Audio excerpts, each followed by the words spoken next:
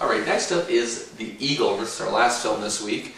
And the story is one where it's about the disappearance of the Roman Ninth Legion, which marched from the North Colony of England into the then unknown wilds of Scotland and was never heard from again. Ooh.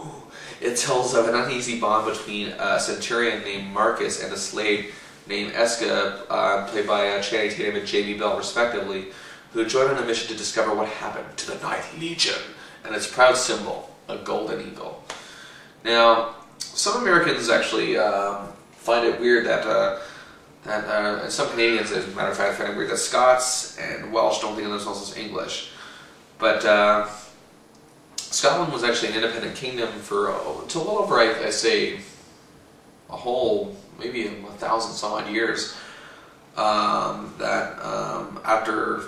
After the time of this story, which actually takes place in 140 AD. So fierce, though, were the Scots warriors that the Roman Emperor Hadrian threw up his hands and decreed that a border wall be erected in his name.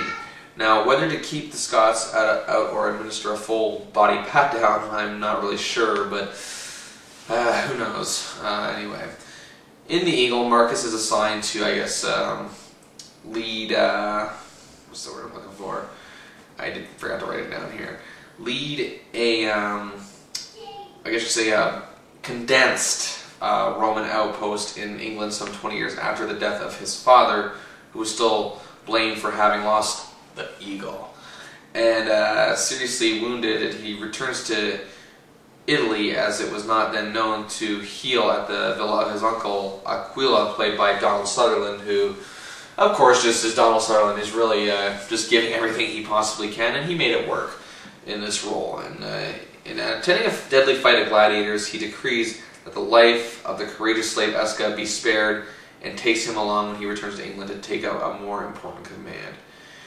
Now, again, this sets the foreground for your typical fluff period piece. But that said, however, it is entertaining. For what it is, you really can't ask for much more than what they give you here. This is no 300 by any stretch of the imagination. But really, what they do with this film is good enough. It makes for an entertainer. At least the story doesn't have many holes in it, despite the fact that, it's over, glorification of the period, like many of these films are guilty of doing. They're just trying to overdo it a bit much. It is ever present, but I really can't fault it. Tatum actually does really well here. And I enjoy these samurai-type dramas now.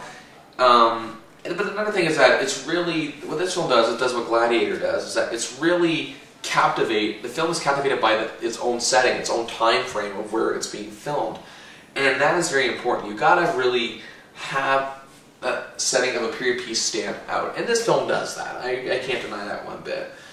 And again, I gotta say, even though the lead up to the actual seeing of the eagle is kind of weird, actually the actual eagle is itself, you just kind of roll your eyes, but again, you really can't ask for much more. Sometimes you just need just a simple movie better than, the ones that just don't deliver, and that's what this is. I mean, you can't ask for much more, and I gotta say, Donald Sutherland, his interlude as the wise uncle provides a lot of substance to a film that at this point was kind of on the fence with me, and he kind of helped it just sustain a proper steady flow from there on in.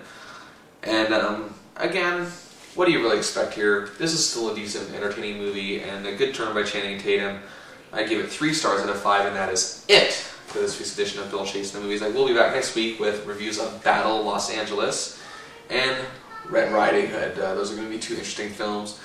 And of course, if you want to give me feedback, send a comment, an inbox message, whatever you want to do. My Facebook group called Bill Chasing the Movies, that's how it's spelled. And join up, send me feedback, we'll discuss films, anything, everything you want.